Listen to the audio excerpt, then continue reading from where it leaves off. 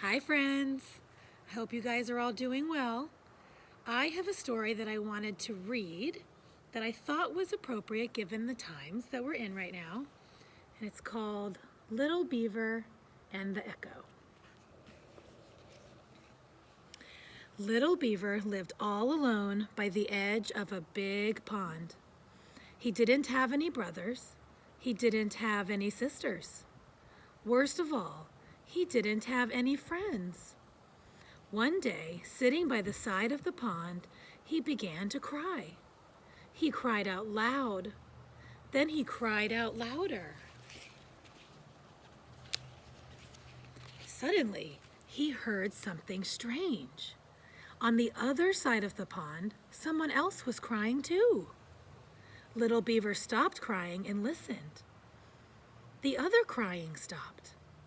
Little Beaver was alone again. "Boo-hoo," he said. "Boo-hoo," said the voice from across the pond. "Hoo-ha," said Little Beaver. "Hoo-ha," said the voice from across the pond. Little Beaver stopped crying. "Hello," he called. "Hello," said the voice from across the pond. "Why are you crying?" asked Little Beaver. "Why are you crying?" asked the voice from across the pond. Little Beaver thought for a moment.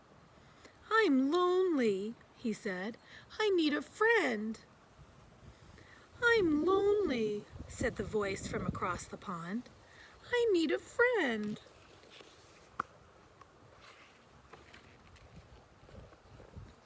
Little Beaver couldn't believe it. On the other side of the pond lived somebody else who was sad and needed a friend. He got right into his boat and set off to find him. It was a big pond. He paddled and paddled. Then he saw a young duck swimming in circles all by himself. "I'm looking for someone who needs a friend," said Little Beaver. "Was it you who was crying?" "I do need a friend," said the duck, "but it wasn't me who was crying." "I'll be your friend," said Little Beaver. "Come with me." So the duck jumped into the boat. They paddled and paddled. Then they saw a young otter sliding up and down the bank all by himself. "We're looking for someone who needs a friend," said Little Beaver. "Was it you who was crying?" "I do need a friend," said the otter, "but it wasn't me who was crying." "Well, we'll be your friends," said Little Beaver and the duck. "Come with us." So the otter jumped into the boat. They paddled and paddled. Then they saw a young turtle sunning himself all alone on a rock. "We're looking for someone who needs a friend," said Little Beaver. "Was it you who was crying?" "I do need a friend," said the turtle, "but it wasn't me who was crying." "We'll be your friends," said Little Beaver and the duck and the otter. "Come with us."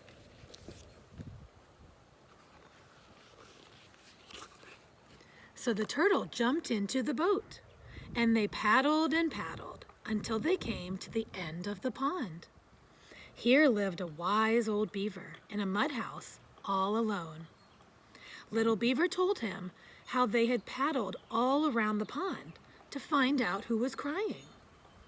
"It wasn't the duck," he said. "It wasn't the otter, and it wasn't the turtle. Who was it?"